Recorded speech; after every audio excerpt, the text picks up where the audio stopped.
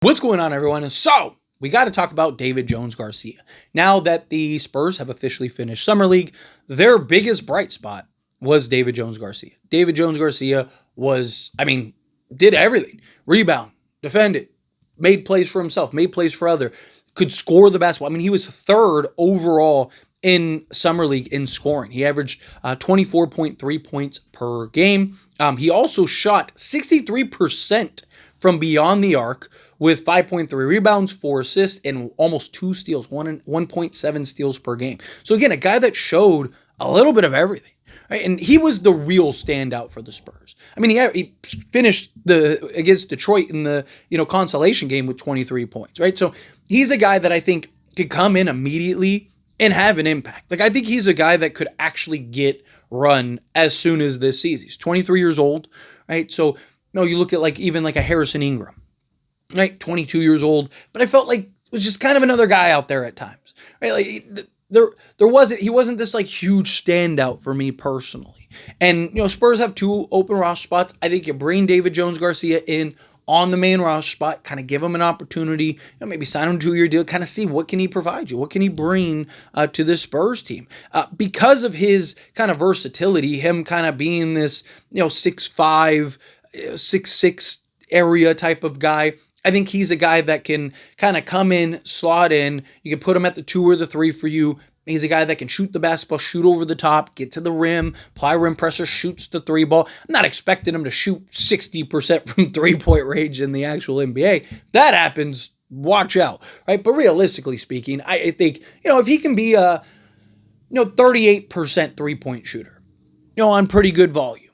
The question is, with Jones Garcia, how much opportunity will he have on the Spurs team to kind of just go create, right? Because you saw in the Summer League, right, his ability to just give him the ball and just go make something happen, go score the basketball, make plays for others, right? Kind of be that 2 guard for you that can do multiple things out there, but put the ball in the hoop, right? I look at him right now as, and I'm not saying that this will be his role forever. It could be, but I look at him right now as kind of that bucket getter off the bench, right? Playing that Lou Williams role, a guy obviously much bigger, but a guy that comes in, comes off the bench, right? Go and just go be you, go hoop, go score the basketball, help rebound, play some defense, do some dirty work, right? You know what you did in Summer League?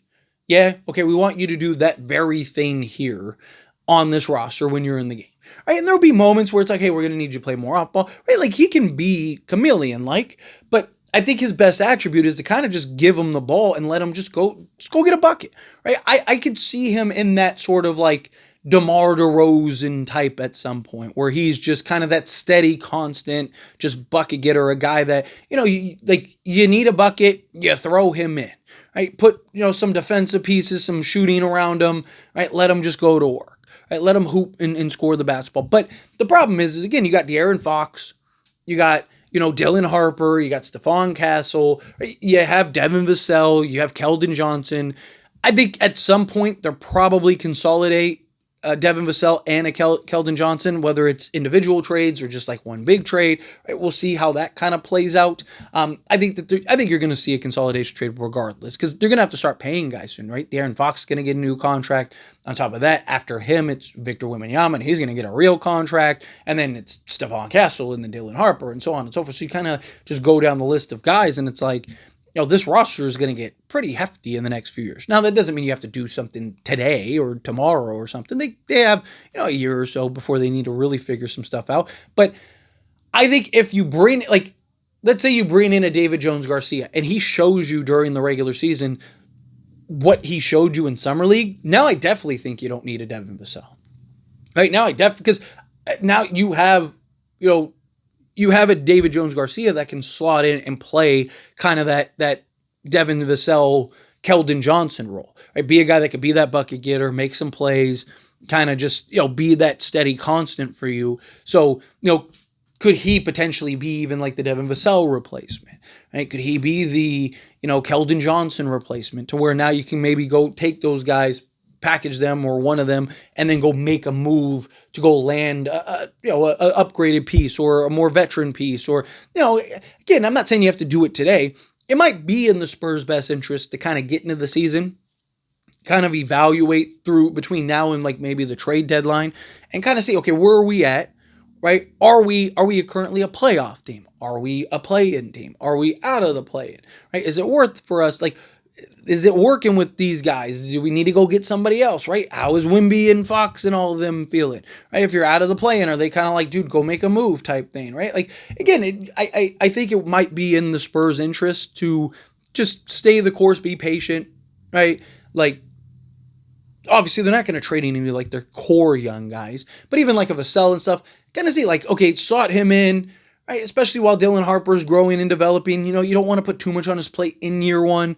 Right? Maybe he's able to handle it and take it, but if you can, you want to kind of wean him into it so you have like a Devin Vassell out there who can kind of provide and play some of that role that you'd be looking for Dylan Harper to be, but you also don't want to take away from Dylan Harper. You also want to be able to allow him to blossom and grow and develop and work and hone on his craft and his game. So it's kind of this fine line that the Spurs are going to have to figure out. And I definitely think David Jones Garcia kind of throws a wrench into all of it personally, right? Because it's just like, he was so good in Summer League, you have to bring him in.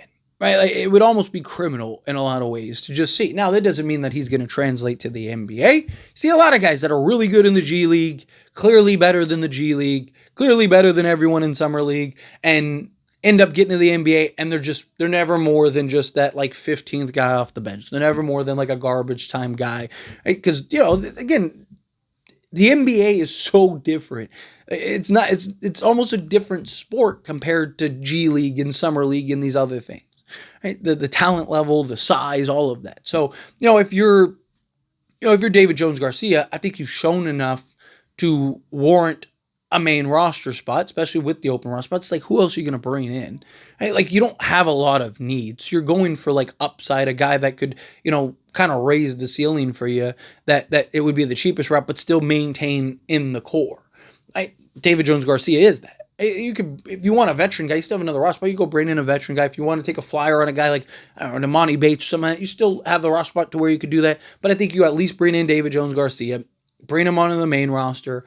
You kind of fill in some guys on the two-way that you like. And then now you have David Jones Garcia, kind of evaluate him during training camp and whatnot, and then see, right? And then, like I said, that might open up the potential for like, okay, cool, we can move a Devin Vassell and be comfortable here. We can remove move a Keldon Johnson and be comfortable here, right? Get off of some of these guys if need be, and we're still comfortable because David Jones Garcia can kind of slot in and play that role for this team. So we'll see how it all plays out. But anyway, as always, this is a discussion. I pass the question to you. Let me know your thoughts and opinions down in the comments.